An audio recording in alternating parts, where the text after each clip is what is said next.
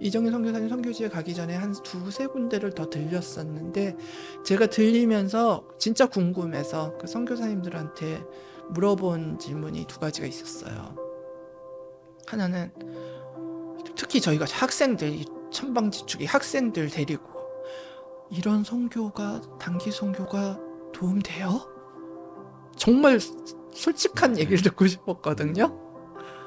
그랬는데 뜻밖에도 힘이 된다는 거예요.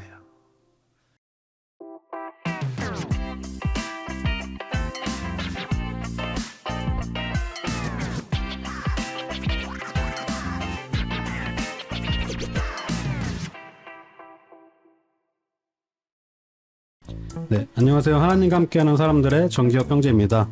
오늘은 사도행전 16장 9절 건너와 우리를 도우라 라는 말씀을 삶의 사명으로 붙잡고 선교지의 필요에 귀 기울이며 선교사님들을 섬겨오신 에즈르의 조옥경 대표님 모시고 이야기 나눠보도록 하겠습니다. 안녕하십니까 대표님. 안녕하세요. 네, 짧게 자기소개 한번 부탁드리겠습니다. 저는 하늘소망 침례교회 교인이고 집사고 또 베일러 국제학교 수학교사고 에제르 선교단체 공동대표로 있는 조옥경이라고 합니다. 네, 나오셔서 너무 감사합니다. 초대해 주셔서 너무 감사합니다. 영광입니다. 너무 긴장을 하신 것 같은데 긴장돼요.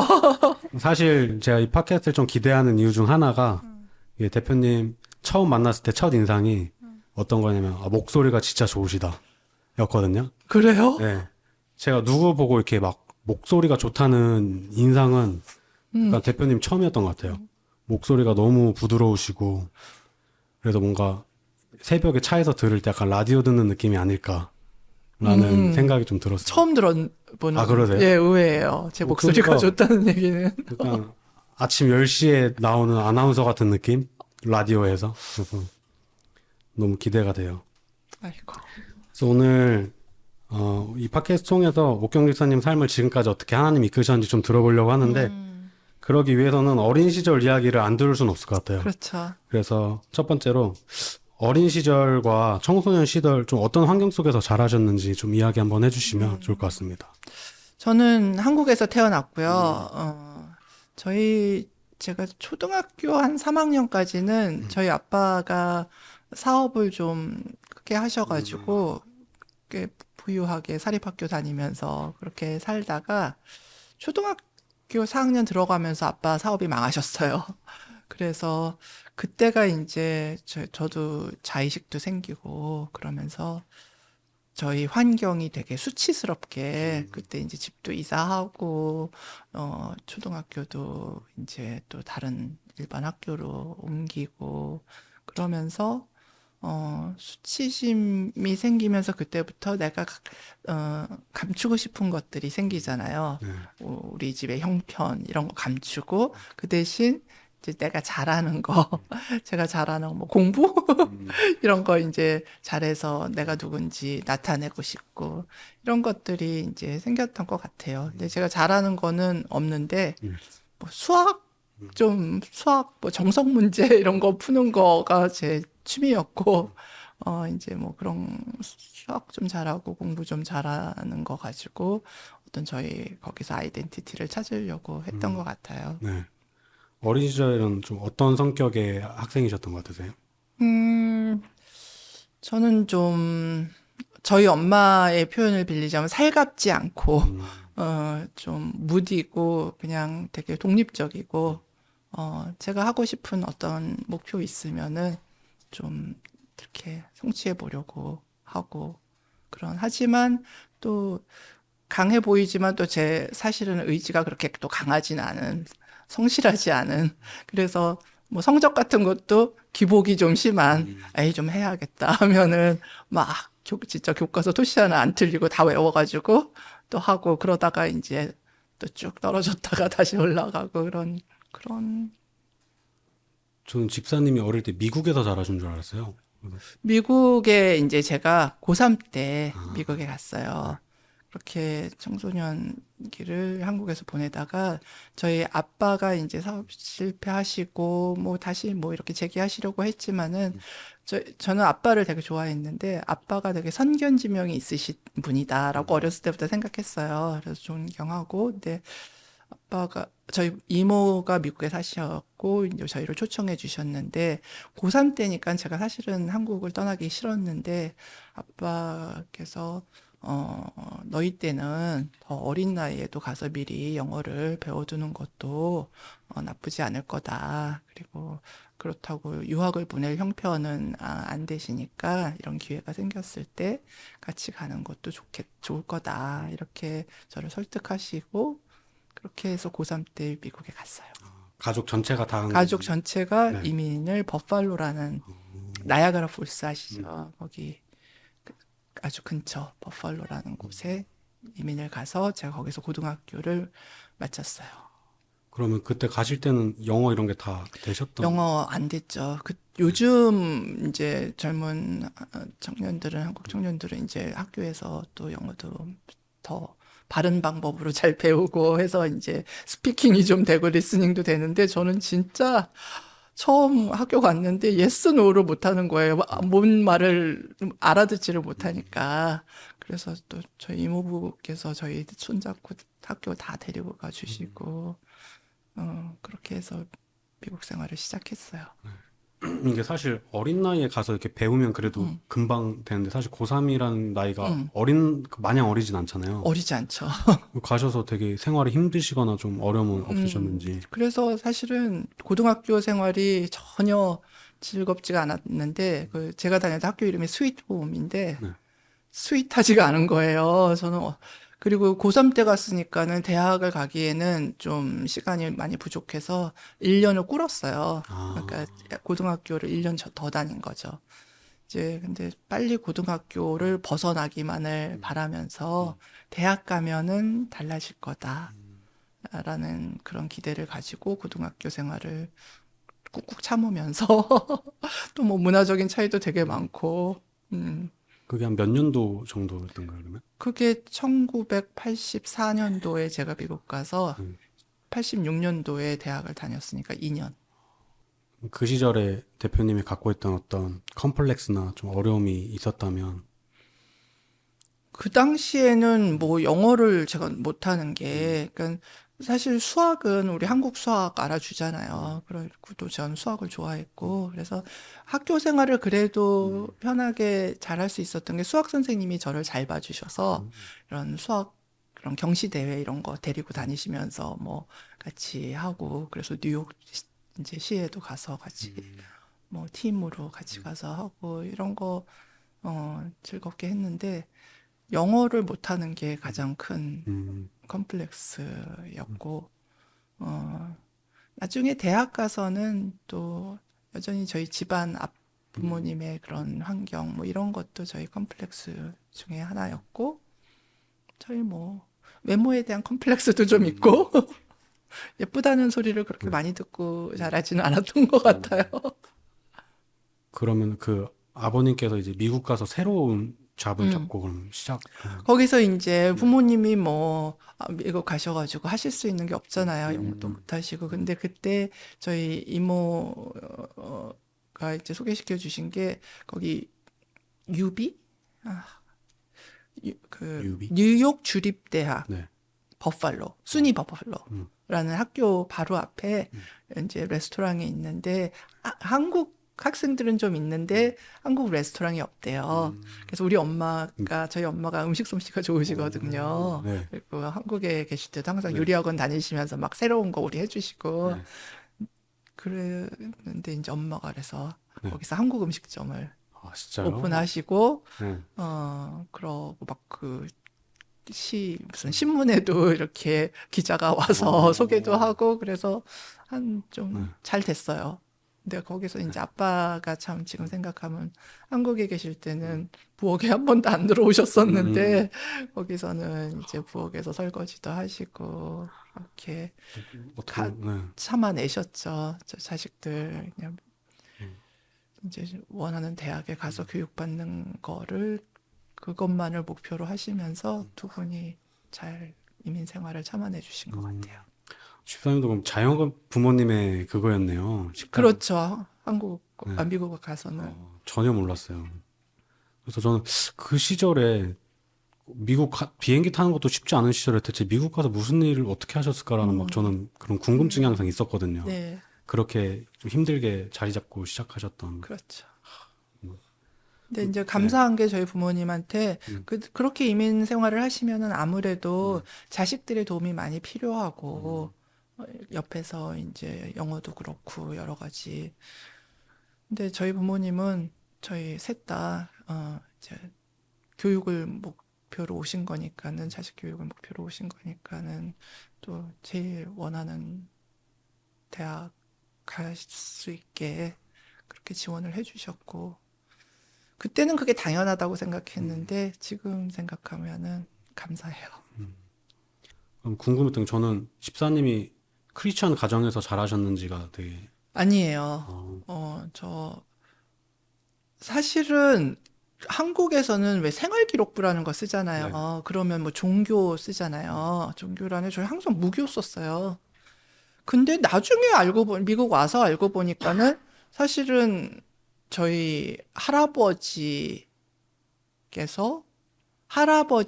아버님, 그러니까 저희 증조 할아버지께서 그 아빠 고향에 교회를 세우신 분이래요. 근데 나는 우리 아빠가 교회 다니시는 거 한 번도 못 봤었거든요, 한국에서는. 근데 이제 미국 와서 저희가 이제 이모부 따라서 좀 교회 다니고 그런 건 있었지만은 전혀 예수님에 대해서 몰랐어요. 그럼 교회를 제대로 다니게 된 시기가 언제쯤 가신 거예요? 미국 와서 이제 처음 이모부 이제 주일에 장로님이시니까는 같이 이제 또 교회 따라가서 끝나고 뭐 그때 버거킹 워퍼 처음 나왔거든요. 그거 먹는 재미로 그냥 따라가고 그러다가 그것도 뭐 한두 번이고 잘 안 가게 되고 대학 가서도 한두 번 이제 신입생들한테 막 여러 교회들 나와가지고 뭐 이런저런 홍보하고 그래서 몇 번 친구들하고 따라갔다가 좋은 말씀도 한두 번이고 그냥 안 가게 되고 그러다가 본격적으로 제가 교회 다닌 거는 졸업할 때쯤, 대학 졸업하고 대학원 이제 앞둔 그때쯤부터 가기 시작했어요. 어떻게 갑자기 이렇게 다니시게 된 거예요? 그게 제가 특히 그 캠퍼스에서 이렇게 두 그룹으로 나뉘었어요. 금요일 저녁이 되면 그 같은 기숙사 안에서 교회 성경 공부 금요일 성경 공부 가는 팀 있고 이제 안 믿는 사람들 남아서 이제 막 교회 타도 돼 하고 저는 이제 거기에 속해가지고 한국 공부하는 그룹. 아니죠. 타도하는 타도하는 그룹에? 그룹에 속해가지고 네. 그때 뭐 건축학 박사하고 수학 박사하는 언니들하고 그 교회는 어쩌고 저쩌고 파티도 못 가게 한대. 저 파티도 안 다녔으면서도 학생들 파티도 못 가게 하고 자유를 억압하고 뭐 이러면서 또 교회 욕하고 그런 그룹에 있었어요. 너 어떻게 그럼 거기 계시다 그룹이 바뀌신 거예요? 그러다가 제가 대학교 4학년 두 번째 학기 되고 갈 때쯤 해서 졸업을 앞두고 죽음에 대한 두려움이 갑자기 생긴 거예요. 제가 좀, 뭐랄까, 현실감이 떨어진다고 해야 되나, 아니면 정신연령이 낮다고 해야 되나, 그때까지는 다른 사람 다 죽어도 나는 뭐 somehow 저는 안 죽을 것 같은 좀 그런 죽음에 대해서 전혀 생각도 안 해보고 그런 생각이 있었고 제가 공대 다녔잖아요. 근데 그러니까 되게 뭐 제 스스로를 이성적이고 합리적인 눈에 보이지 않는 거는 마치 존재하지 않는 거라고 굳게 믿고 그렇게 살았는데 어느 순간 나도 죽을 수 있는 존재라는 게 확 이렇게 와닿았어요.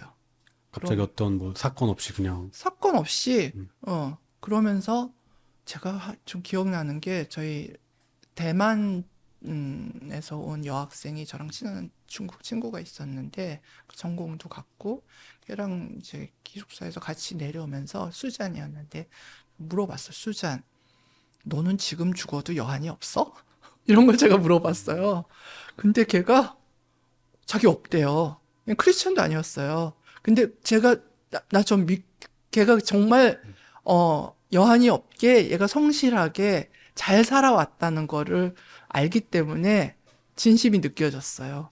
근데 저는 지금 죽으면 너무 큰일인 거예요. 뭐냐면 제가 미국 가서 별로 해피하지 않은 고등학교 생활을 하면서 대학 가면 달라질 거야. 해서 대학을 왔거든요. 원하는 대학 왔어요. 근데 대학 왔더니 제가 생각했던 한국에서의 그 대학 생활이 아닌 거예요. 그래서 대학 가자마자 사실 저는 아휴, 대학원 가면 달라지겠지 하고 그냥 항상 현실을 희생하고 뭐 4년 후, 몇 년 후에 어떤 제 모습을 이제 기대하면서 이렇게 현실을 좀 사고 싶은 것들을 참고 미래를 위해서 살았던 그랬는데 당장 죽으면 너무 억울하잖아요. 그렇죠. 이제 그 억울함도 느껴지고 절대 죽으면 안 되는데 근데 죽을 수도 있다는 거 가능성 그리고 죽음 자체에 대한 두려움도 있고 그랬어요.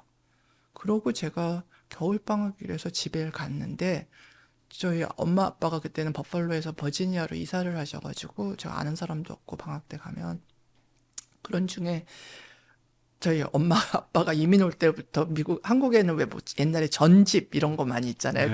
그거 다 갖고 미국 가셨거든요. 근데 뭐 토인비 전집도 있고 뭐 톨스토이 전집도 있고 그랬는데 그냥 할 게 없으니까 뭐 이 책 저 책 보고 그랬어요. 근데 그때 톨스토이 참회록이라는 책에서 보다가 어떤 예화가 나오는데 그 예화 보면서 제가 책을 보면서 처음 느꼈던 감정인데 어떤 예화였냐면 들어보셨을 거예요. 한 나그네가 숲속에 뭐 길 가다가 갑자기 늑대떼를 만나가지고 쫓겨서 피하는 게 우물인 거예요. 우물 하나 있어서 뭐 이렇게 동아줄 매달려가지고 우물 속으로 숨은 거예요. 그래서 이제 위에서는 늑대떼들이 막 기다리고 있고, 근데 아래를 보니까 뭐 초청길 낭떠러지 같은데 용이 이렇게 입 벌리고 기다리고 있고, 그런데 설상가상으로 쥐가 나타나가지고 쥐가 그 동아줄을 이렇게 갉아먹고 있는 거예요. 그러니까 이 사람이 이제 떨어져 죽을 거는 시간 문제인 거예요. 근데 그 예화에서 이 사람이 그 와중에 이 사람이 조금이라도 더 이렇게 오래 살려면 가만히 붙잡고 있어야 되는데 그 와중에 그 우물 건너편에 나뭇잎이 이렇게 있는데 거기 꿀이 얹어져 있는 걸 본 거예요. 그래서 한 손으로 동아줄을 잡고 한 손을 막 뻗쳐가지고 그 꿀을 찍어 먹으려고 안간힘 쓰는 그 모습으로 제 기억엔 그 모습으로 끝났어요, 예화가. 근데 저 사람이 살 수 있는 길은 유일한 우리 뭐 한국 전래동화에 나오는 하늘에서 동아줄이 내려오는 거밖에 없는데 근데 그걸 보면서 너무 그 사람이 나 같은 생각이 든 거예요. 죽음이라는 명제, 언젠가 죽을 수 있는 그 명제 앞에서 근데 현실에서 뭔가 좀 달콤한 거를 어떻게든 찾아보겠다고 애쓰는 가련한 그 모습이 너무 나갔다는 생각이 그 예화를 통해서 딱 보게 됐어요. 그러면서 제가 성경책을 좀 봐야 되겠다라는 생각을 했어요. 그때 뭐 하는 일 없이 너무 집에서 시간이 많았으니까. 그래서 성경을 딱 폈어요. 저 정신요즘 크리스찬 스쿨을 다니게 했는데 너무 싫어했거든요. 제가 선택해서 간 학교 크리스찬 학교도 아닌데 뺑뺑이 돌려서 간 학교인데 예배나 성경 공부 의무적으로 해야 되고 이런 거 너무 반항심이 많아가지고 화장실로 숨어 다니고 안 가고 그랬는데 성경책을 갑자기 봐야 되겠다는 생각이 들어서 어디 신약 구약이 있다는 건 알았는데 정말 구약 창세기는 너무 신화 같고 그래서 그래도 신약이 낫겠다 해갖고 마태복음을 딱 펼쳐서 읽기 시작했어요. 혼자 그 오후 늦게 해가 좀 뉘어질 때. 근데 뭐 이렇게 누가 누굴 낳고 그 어려운 그 유대인들 이름들 쫙 나오고 그러면서 마리아를 통해서 예수를 낳았더라. 로 끝나는 거예요. 근데 그것까지도 참고 제가 읽은 거죠. 그리고는 딱 덮었어요. 근데 그때 제가 처음으로 기도했어요. 그때 무슨 갑자기 종교심이 발동했는지 무릎 꿇고 하나님, 이 이야기, 예수님에 대한 이 이야기가 사실이면 믿겠습니다. 하고 끝. 네. 기도하는 법도 몰랐으니까 뭐 예수님으로 이름으로 기도했으나 이런 것도 안 하고 끝이었어요. 그리고 저는 그 기도를 잊어버렸어요. 그리고 나서 다시 이제 제 대학으로 돌아와서 교회를 가고 싶은 마음이 생겼어요. 거기 그 캠퍼스에 버클리 장로교회가 있었는데 미국 교회. 그래서 혼자 거길 갔어요. 제가 한 2개월 동안을 갔는데 영어로 하고 뭐 잘 안 와닿더라고요. 그래서 제 마음이 준비가 이제는 내 친구들이 교회 가자 하고 말만 해주면 갈 준비가 돼 있었어요. 그전에는 지금 요즘 제 친구 제니라고 옛날 대학 친구 저희 교회도 와서 만나고 요즘 너무 감사한데 그 친구가 뭐 교회 얘기만 해도 뭐 토인비 종교론에서 주워 들었던 이런 거 갖고선 반박하고 그랬거든요. 근데 누가 나한테 교회 가자라고만 해주면은 이제 갈.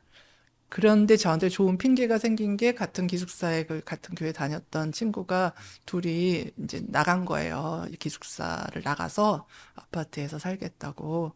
그래서 걔네들 만난다는 핑계를 스스로에게 줘서 그 이스터 부활절 전주였나? 그때 처음 그 교회를 가게 됐어요. 그 기숙사에 사는 어떤 오빠 차를 타고 그 교회를 가게 됐어요. 근데 제가 그 교회에 대해서는 잘 알고 있었어요. 왜냐면 기숙사에서 제가 아까 왜 전 두 그룹으로 나눠진다고 그랬잖아요. 그러면은 그 제 친구들 둘은 그 성경 공부로 가고 저는 이제 그 교회 타도하는 데 가고 그러면은 다시 12시에 얘네들이 이제 돌아와서 제 방으로 와요.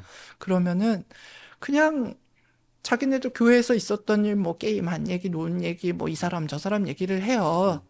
그래서 1년 동안 그렇게 금요일마다 듣고 나면은 교회를 안 갔는데도 다 알게 돼요. 뭐 조병학이란 사람이 있는데 뭐 금요일이면 놀아야 돼서 안 오고 성경 공부 뭐 이런 집사님이 계시는데 이래가지고 다 학생들 이렇게 먹이시면서 섬기시면서 성경 공부를 인도하시고 그 집 아들이 뭐 너무 귀엽고 뭐 이런 얘기를 듣는 거예요. 그렇게 듣다 보니까 나도 모르게 궁금함이 생겼어요. 가서 어떤 분들인지 좀 보고 싶다. 특히 그 집사님 부부. 그 집사님이 거기서 이제 전자학과 박사과정에 계신 분인데 저처럼 1.5세 고등학교 때 미국 오셔서 그분들의 삶이 제가 주변에서 본 유학생들, 대학원생들의 삶하고는 좀 다른. 그래서 제가 이미 그때는 대학원 이제 입학 허가 받고 좀 대학원도 가기 전에 이제 좀 교만이 이렇게 막 더 교만해지는 그런 상황에서 그런 자기 잘난 맛에 사는 사람들을 보면은 이렇게 아주 못 봐주겠는 거예요. 근데 그런 부류하고 다른 이 집사님 부부의 삶이 되게 저런 분도 계시네? 어떤 분들인지 알고 싶다. 사실 이런 궁금함도 있었어요. 그래서 어쨌든 그 부활절 그 전주인가? 그때 교회를 내 친구들을 만난다는 핑계를 스스로에게 주고 갔어요. 갔는데 그때 그 교회에서는 예배하기 전에 성경 공부가 먼저 있었어요. 그러니까 저희 같은 학생들 이렇게 모아놓고 하는 대학원생. 근데 그걸 인도하시는 분이 바로 그 집사님이시더라고요.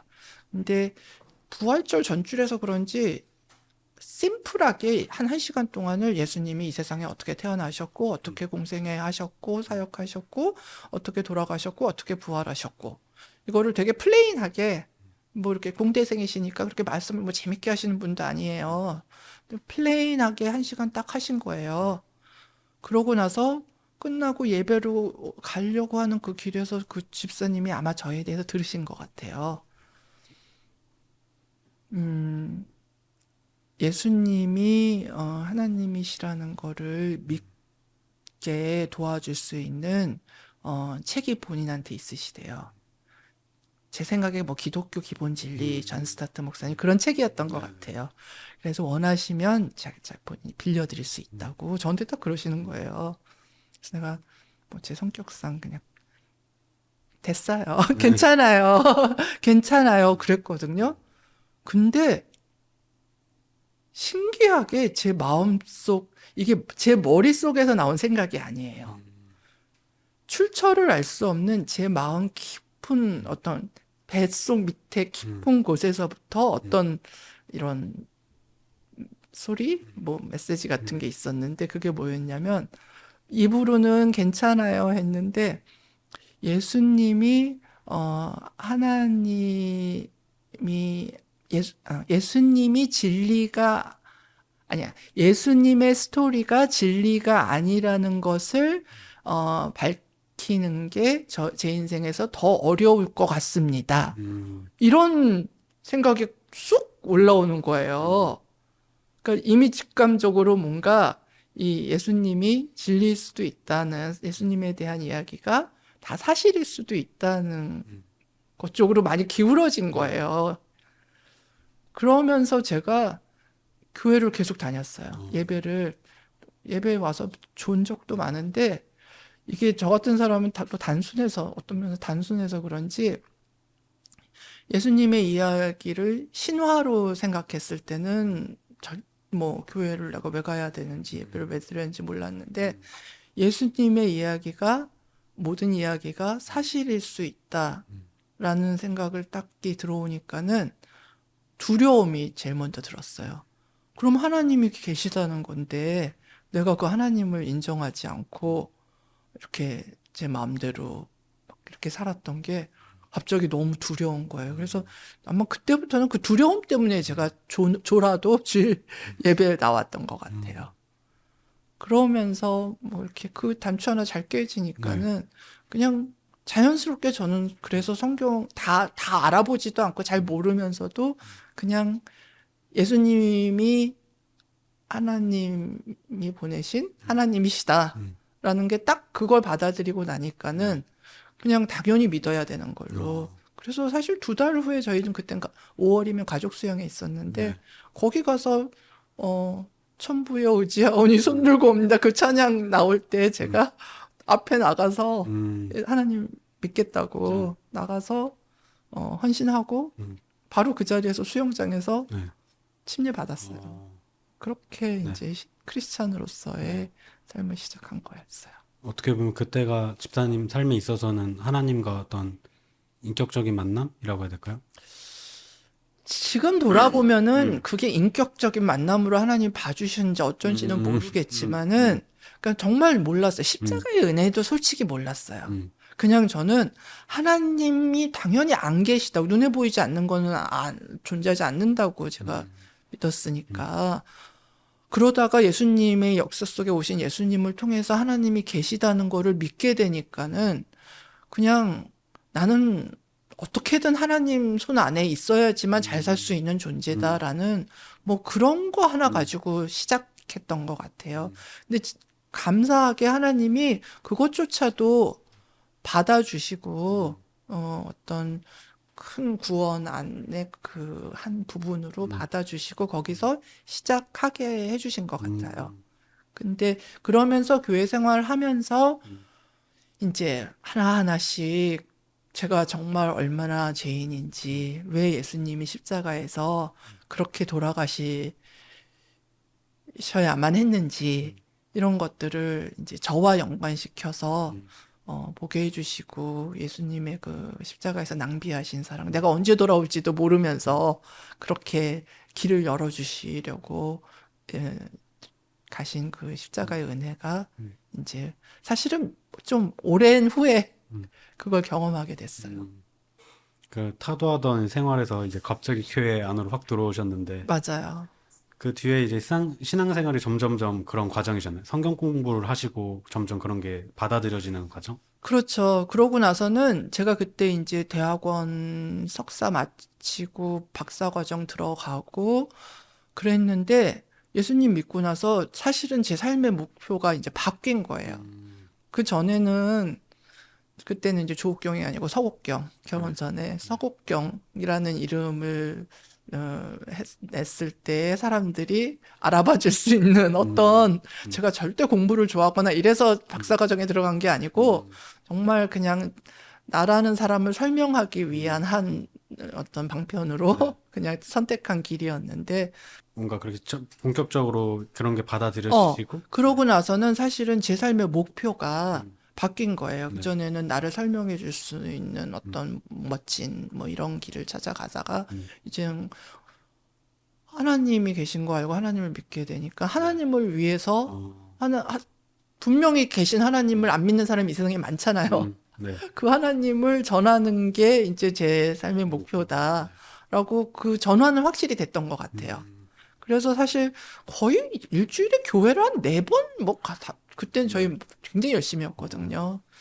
성경 공부랑 성경 공부, 모임, 열심히 다녔던 것 같아요. 그리고 전도할 기회 있으면 전도도 하고, 그렇게 삶의 목표가 바뀌었다고 생각하고, 그렇게 살았죠. 그러니까는 이 동기가 좀 약해진 거예요. 결혼하고 이제 공부하는 것도 저에게 이제 어떤 한계에도 왔고 어떤 그때 이제 리서치 토픽 찾는 것도 힘들었고 좋은 핑계가 이제 첫 아이의 임신이 있었고 그래서 휴학을 하고 그러면서 다시 학교를 안 돌아갔죠.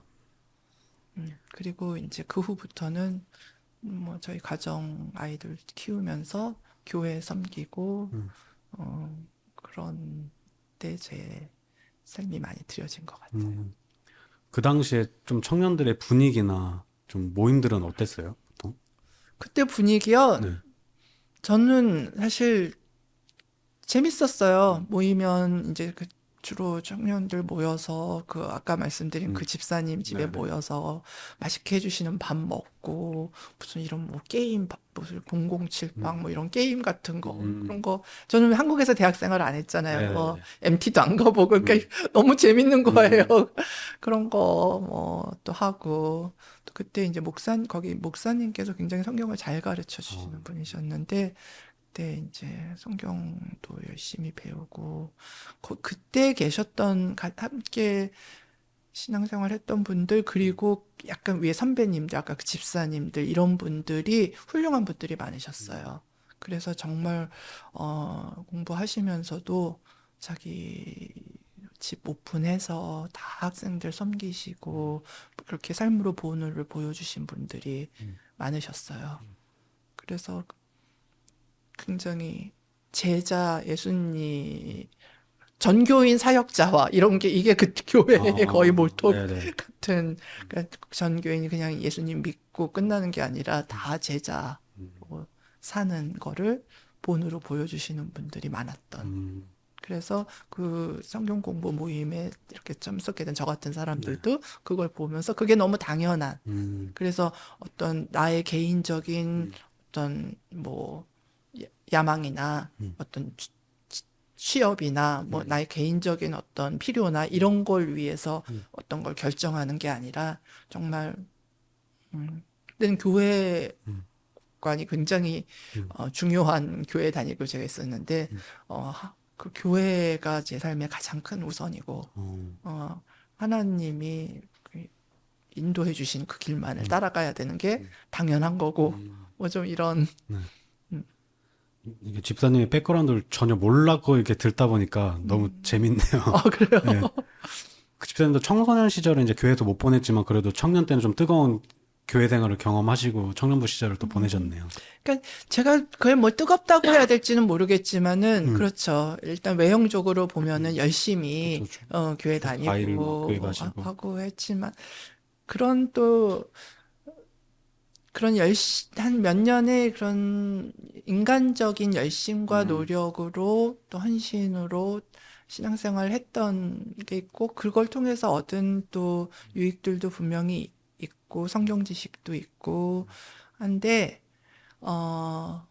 거기 그거의 한계가 곧 드러났어요. 네. 제 개인적으로도 네. 그렇고 결국은 교회적으로도 어떤 한계를 하나님이 드러내 주시더라고요. 네.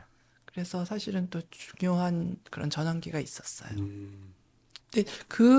그 전환기를 통해서 저는 네. 중요하다고 했던 게 네.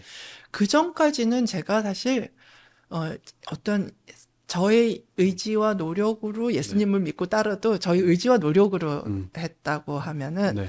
그 전환기를 통해서 정말 내 안에 선한 게 없구나. 진짜 내 힘으로 할 수 있는 게 아무것도 없구나라는 걸 처절하게 네. 깨닫게 하시고 그러면서 너무 성령님에 대해서 제가 문외한이었었는데 그리고 사실 저희 교회 분위기가 네. 성령님에 대해서는 그렇게 많이 가르치지 않은 교회였어요. 근데 제 힘든 상황에서 제가 혼자 이런저런 책 읽고 그때 하나님이 인도해 주셔서 성령님을 찾게 됐고 그러면서 성령님이 조명해 주시는 그 인도하에 저의 또 그런 제 힘을 아무것도 할 수 없는 얼마나 연약한 악한 존재인지 하지만 또 교만한 존재인지 그걸 맞닥뜨리고 회개하고 이제 매일 그 성령님을 쫓아 사는 것만이 내가 크리스찬으로서 또 유일하게 잘 살 수 있는 길이라는 걸 또 보여주시고 이렇게 성령님도 모르고 내 멋대로 그렇게 또 내 노력으로 내 의지로 하나님의 일을 하려고 했던 그 순간들을 회개했을 때 하나님이 또 받아주시고 어떤 좀 새로운 길로 저를 이끌어 주시는 걸 경험했어요. 좀 그 어떤 의지대로 했을 때 어떤 당면했던 좀 공동체적인 어려움이 있었던. 뭐 공동체적 어려움이 있었어요. 그런 목사님의 어떤 또 불미스러운 사건도 있었고 네네. 저 개인적으로는 고민이 그래서 난 그래도 내 인생의 목표가 바뀌어서 이제 내가 추구했던 뭐 나가 아닌 교회 중심으로 뭐 하나님 기뻐하실 것 같은 이런 걸 따라서 샀는데 제가 배운 건 그거였거든요. 내 안에 예수님의 생명이 있으면 그 생명은 꼭 나야 되는 열매가 있어야 되는데 오랜 시간 저희 삶을 돌아봤을 때 별로 그런 열매가 없는 거예요. 예수님을 믿은 자매가 있는 것 같은데 또 떠나기도 하고 별로 이렇게 제 개인적으로도 그렇고 열매가 없는 삶에 대해서 제가 사실 고민이 됐어요. 내 안에 진짜 예수님이 계시는 거 맞나? 내가 예수님 제대로 믿나? 그런 또 고민이 있었던 중에 교회적으로도 그런 어려운 일이 있었고 그래서 좀 갈 바를 알지 못하는 그런 상황에서 또 하나님이 그래도 감사하게 성령님의 존재에 대해서 알려주시고 성령을 쫓아서 매일매일 사는 삶이 얼마나 필요한지 그리고 그것만이 구원은 하나님만이 하실 수 있는 일인데 어떻게 보면 그전에는 이렇게 성경 공부 이렇게 열심히 가르치고 뭐 전도 열심히 하고 맛있는 밥 많이 사주고 이렇게 하면 물론 그거를 사용하셔서 하나님이 일하실 수는 있지만은 그걸로만 되는 거 아니잖아요. 그러니까는 이제 그렇게 하고 나면 그 부작용이 뭐냐면 한 사람이 그렇게 해서 예수님을 믿으면 그 공로를 자꾸 제가 받고 싶어. 좀 분위기 그런 분위기 있었어요. 그렇게 사람이 영광을 취하는. 한 건 했구나 약간 그런. 약간 그리고 뭐 침례 간증에서 이제 내 얘기하면은 막 그렇지 뭐 이러고 너무 하나님의 영광을 취하는 행동이잖아요. 근데 하나님이 저 개인적으로나 교회적으로나 그거를 너무 기뻐하지 않으신 거를 여실히 보여주셨고 그러면서 이제는 정말 사람의 손때가 묻지 않은 성령님이 일하시는 하나님이 일하셔서 한 영혼이 구원받고 하나님의 자녀가 되는 거를 목격하는 그건 내가 뭐 하지 않았어도 그거 목격하는 것만으로도 저한테는 영광이고 그런 자리에 있고 싶은 거예요. 그런 소망이 생기니까 참 하나님은 저보다도 먼저 제 마음에 어떤 내가 뭘 찾고 있고 어떤 소망을 갖고 있는지를 아시고 그게 하나님의 뜻하고 딱 맞기만 하면 정말 기가 막힌 방법으로 하나님의 때에 그걸 기억하고 계셨다가 들어주시는 것 같아요. 그러니까 저희도 이제 저희 교회도 청년들이 있잖아요. 혹시 청년들한테 신앙생활하면서 요거 하나는 놓치지 않았으면 좋겠다. 그런 경험을 빗대어서 한번 말씀해 주시면 성령님의 인도를 따라가는 거.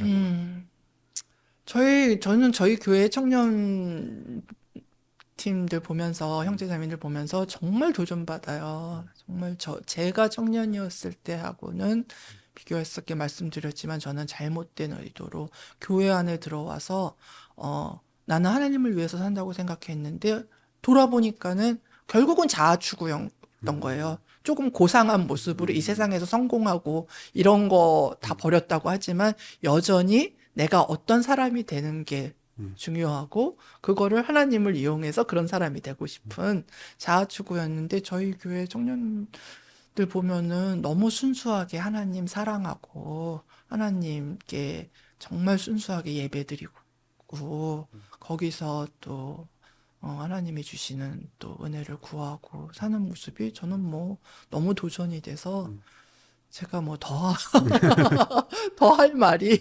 지금 이 그런 하나님을 향한 사랑과 그 믿음 계속 지키시면서 앞으로도 뭐 사시면 더 말할 게 없는 것 같은데요.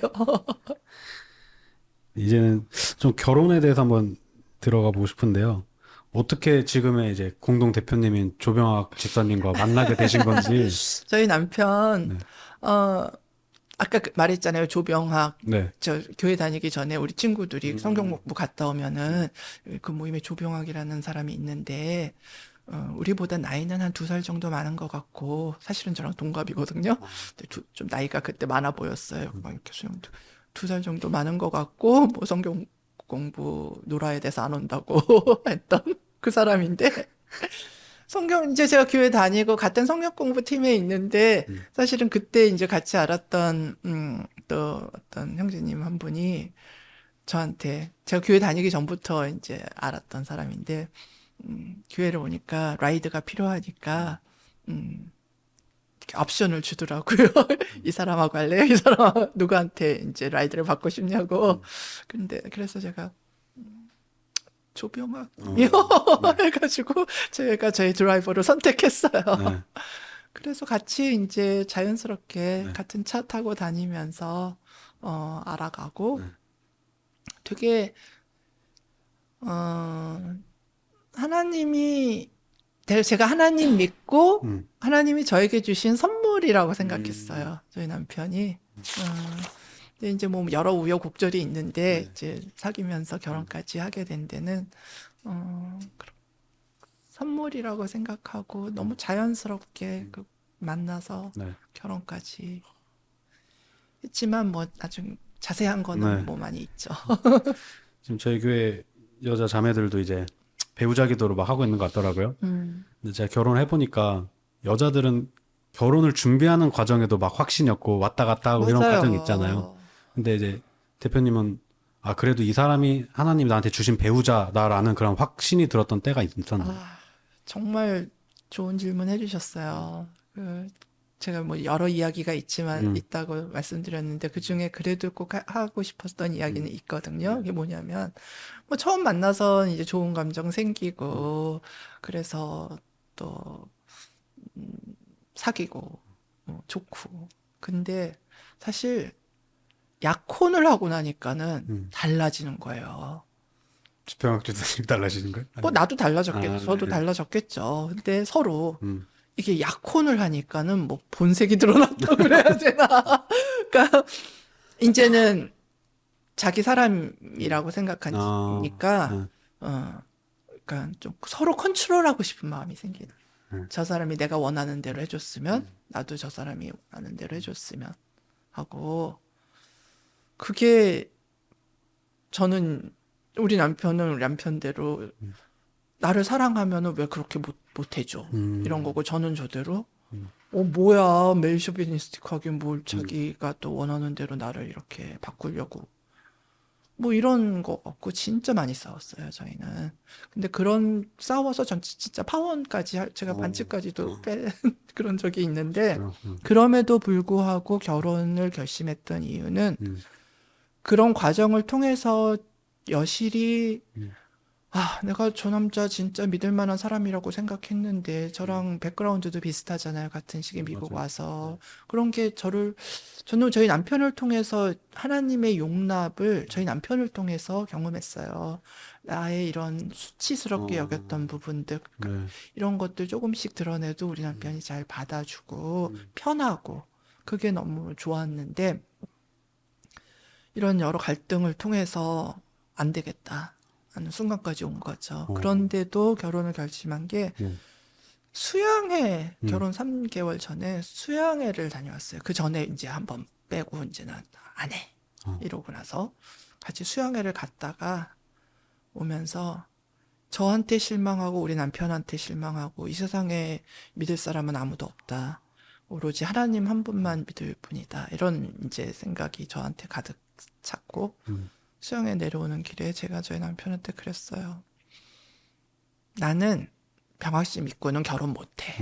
하지만 그래도 병학 씨가 기본적으로 하나님을 두려워하는 사람이라는 건 알기 때문에 그 하나님을 보고 결혼을 할게 라고 했어요. 그랬더니 뭐 저희 남편도 나도 그래 그러는데 그 말이 별로 뭐 서운하거나 그러지 않았어요. 왜냐면 저도 이미 제 자신한테도 실망했고 얼마나 우리 둘 다 연약한 존재라는 걸 알았기 때문에. 근데 그래도 딱 그 희망, 뭐 신락 같은 그런 희망은 그래도 우리 둘 다 하나님을 기본적으로 두려워하고 따르려고 하는 사람이라는 건 알았고 우리 남편도 그런 과정 중에서 자기가 원하는 게 이 여자를 자기 사람으로 어떻게 바꾸고 싶은 건 있지만은 하나님이 또 말씀하셨을 때 자기를 꺾는 그런 모습을 또 보여줬기 때문에 그거에 대한 어떤 믿음이라 그럴까?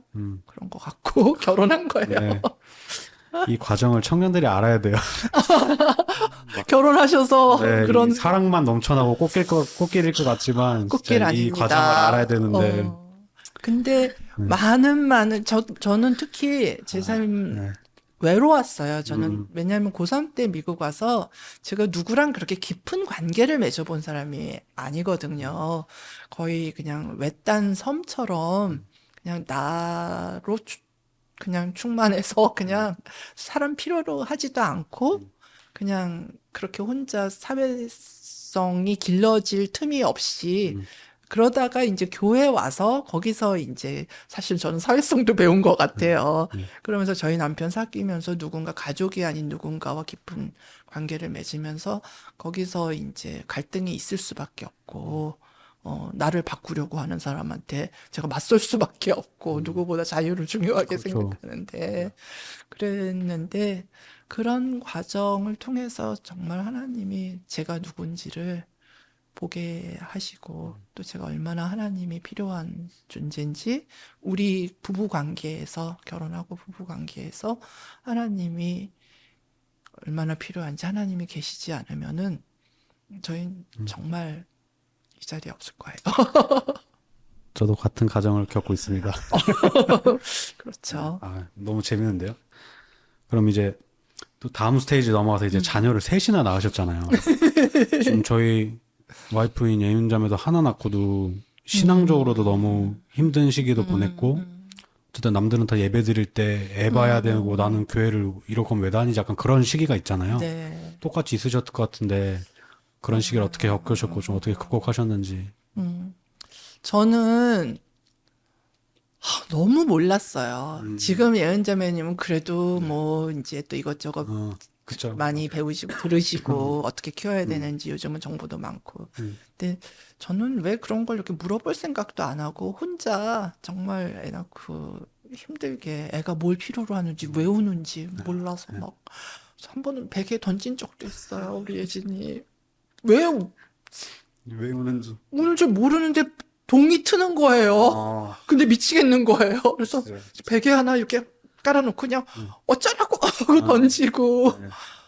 뭐 하여튼 정말 힘들었는데 그래도 제가 돌아봤을 때 가능했던 게 셋을 키울 수 있었던 게 네. 예진이가 8개월 땐가 저희 부모님이 동부에 사시다가 아빠가 스트로크로 쓰러지시고 이제 힘들어지시면서 저희한테 오셔서 같이 사셨어요. 그때는 제가 엄마 아빠가 저희 집에 엄마 아빠를 위해서 오시라고 한 것로 생각했는데 돌아보니까 사실은 저희를 위해서 엄마 아빠를 하나님이 보내주신 그래서 엄마 아빠가 큰 힘이 됐죠. 그래서 제가 일은 안 했지만은 교회 사역이 뭐 좀 많았었는데 그런 거를 다 할 수 있게 서포트 해주시고 하지만 제가 돌아볼 때 참 엄마 노릇하는 게 세상에서 제일 힘든 것 같아요. 셋이 어쩜 또 다른지. 근데 가장 또 보람되고 의미 있는 게 특히 저는 너무 외롭게 이렇게 관계를 잘 모르고 살았던 사람이라서 사람에 대한 이해도 없고 그러니까 우리 큰딸은 완전 제 기니피그 실험용 쥐인 거예요. 그러니까 얼마나 제가 잘못한 게 많았고 그래서 딸한테 너무 미안하다 엄마가 너무 모르고 너한테 이렇게 했던 행동들 사과한 적도 많고 그런데 저한테는 그 딸을 셋이 필요했나 봐요. 이런 딸 저런 딸 통해서 저를 또 하나님이 몰드해 가시고 사람에 대한 이해를 좀 키워주시고 공감력도 좀 키워주시고 네. 저를 위해서 딸 셋을 주신 것 같고 전 너무 감사해요. 네. 그 딸들이 이런 엄마를 또 가끔 엄마 너무 이상해 하면서도 또 엄마 좋아해주고 사랑해줘서 고맙죠. 나 보니까 몰라 알아서 하는 게 아니라 그냥 키우면서 알아가고 적응해가는 것 같다는 좀 생각이 많이 맞아요. 들어요. 아이가 엄마로 키워주는 것 아, 같은 맞아요. 네, 음, 맞습니다. 잘할 거예요. 네. 저보다 훨씬 잘할 거예요. 제가 못해서 문제예요. 예은자면 잘 알았는데. 저희 남편보다 훨씬 잘하고 계시는 것 같아요. 우리 남편이 들으면 네. 또 좀 네, 속상하겠지만 못하고 있습니다. 그럼 그러다가 이제 하늘소망교회로 오셨잖아요. 어떻게 하늘소망교회에 오게 되신 건지. 그게 제가 이제 미국에서 계속 살다가 이제 버클리에 있는 교회 다니다가 파송받아서 팔로알토 스탠포드 캠퍼스 있는 근처 교회로 가서 이제 한 한업으로 6년 동안 이제 개척해서 같이 다니다가 그 와중에 저희 남편이 직장에서 굉장히 어려운 일을 한 2년 겪었어요. 그러면서 그 직장에서 너무 힘들어 했고 나올 수밖에 없는 그런 상황에서 갑자기 삼성 한국의 직장을 이제 오라고 했고 관심을 많이 보이더라고요. 그래서 되게 당황스러웠는데 긴 얘기 짧게 하면 결국은 그래서 저희 남편이 한국에 일을 하러 오게 됐어요. 네. 그래서 사실 그때 제 삶에서 제일 제가 좀 무딘 편인데 걱정 같은 거 좀 잘 안 하고 무딘 편인데 그때처럼 제가 이렇게 걱정에 사로잡혀가지고 그렇게 힘들었던 적이 없던 것 같아요. 그 미국 떠날 때 이미 저희 남편은 한국 와 있고 이제 애들 데리고 한국을 와야 되는 거죠. 근데 그때 좀 큰 자동차 사고가 날 뻔했는데 그때도 그 생각 걱정에 사로잡혀 있을 때 근데 그 사고 나려고 하는 그때 딱 하나님이 저한테 또 한번 착 말씀해 주셨어요. 이제 편안히 가라. 저한테 그때서야 내가 나의 이 두려움의 소스가 뭔지를 알게 된 거였어요. 뭐냐면 제가 아까 그랬잖아요. 저는 항상 교회 중심으로 살았기 때문에 이게 하나님이 인정해 주시는 길인지에 대한 확신이 없었어요. 한국으로 가는 게. 이게 우리 필요 때문에 믿음을 좀 더 버텨야 되는데 그 교회를 지켜야 되는데 믿음이 없어서 하나님이 원하시지 않는 길을 가는 게 아닌가 하는 그거에 대한 이 뭔가 확신이 없으니까 그다음 그러면 하나님이 계시지 않으면은 내 인생 내가 책임져야 되잖아요. 그러니까 이제 고3짜리 우리 미국에 남을 큰애는 어떻게 될 것이며 둘째 셋째는 한국 가서 잘 적응할 것이며 우리 엄마 아빠는 미국에서 또 저희랑 떨어져서 어떻게 살 것이 뭐 이런저런 염려들 뭐 교회에 대한 걱정들 이런 게 저를 거기에 완전 사로잡히게 된 거예요. 그래서 사고도 날 뻔했고. 근데 그때 이제 하나님이 편안히 가라 하시니까 하나님의 뭐 가라고 하신 길이면 하고 마음이 확 편해져가지고 이제 한국에 왔어요. 그렇게 한국에 왔는데 그때 막연하게 그럼 한국 가면 교회 많은데 어떤 교회 다녀야 되지? 이게 이제 저희 숙제였어요. 저희 남편하고. 이미 아까 말씀드린 대로 저희 옛날 같이 청년 때부터 신앙생활 했던 분들 중에 이제 학위 받으시고 한국 돌아와서 이제 목회하시는 분들도 계시고 전도사님으로 뭐 교회에서 잘 섬기시는 분들 이렇게 옵션이 좀 그래서 있었어요. 근데 하나님이 또 이정원 전도사님 그 당시를 또 만나게 하시고 청년 때부터 알았던 그 형제님이었는데 한 교회 전도사님이 되셨더라고요. 근데 창훈 전도사님하고 미자 사모님 아시잖아요. 되게 또 편하게 다가와 주시고 같이 식사하면서 그래 우리 이 교회 가보자 해서 그분들이 다니셨던 교회를 나가게 된 거예요. 근데 그 전에 참 한국 오면서 어떤 교회를 다녀야 되나 하면서 기도했던 게 저희가 한국에 얼마나 있을지 모르지만 작은 또 미자립 교회들도 한국에 꽤 많다고 들었는데 혹시라도 그런 미자립 교회들 하고 하나님이 연결시켜 주시면 저희가 한국에 있는 동안에 그 교회 세우는데 좀 힘이 되어 드리는 것도 의미 있을 것 같습니다. 이런 기도를 한 적이 있어요. 그리고 전 또 까먹어요. 기도하고. 네. 그랬는데 한국 와서 다닌 교회는 그런 미자립 교회는 아니었거든요. 정 목사님이 그때 다니고 계시던. 근데 1년 지나서 좀 또 교회 어려운 일들이 생기고 이제 이렇게 좀 교회가 이렇게 나눠지게 되고 하면서 이정문 전도사님이 그 교회를 나오시게 되고 그때 몇 가정이 따로 예배를 드리고 있었어요. 근데 그때 예배 드리고 있어요? 그럼 우리도 같이 드려도 돼요? 네. 해서 이제 같이 그때부터 이제 저희 집이 좀 더 커서 저희 집에 와서 같이 이제 예배 드리면서 이제 하늘소망교회를 같이 시작했죠. 어떻게 보면 하늘소망교회 왔다는 표현보다 같이 개척하신 느낌이 더 큰 것 같아요. 너무 초창기 시작을 같이 그쵸, 시작을 했어요. 그때의 하늘소망교회와 지금은 어떤 사이즈적으로나 규모적으로나 완전 다른데 다르죠. 네. 좀 어떤 생각이 드세요? 지금 하늘소망교회가 여기까지 온 걸 보면서. 저는 참 믿음이 없는 것 같아요. 저는 픽스드 마인드. 그게 그래서 그냥 지금 제가 눈앞에 보이는 이 현실이 그냥 늘 그대로일 거라는 그런 본능적으로는 그런 게 강한데 역시 또 저희 이런 잘못된 생각을 하나님은 여지없이 깨시고 하나님이 하실 수 있는 일을 저희 교회를 통해서 또 보게 하셨죠.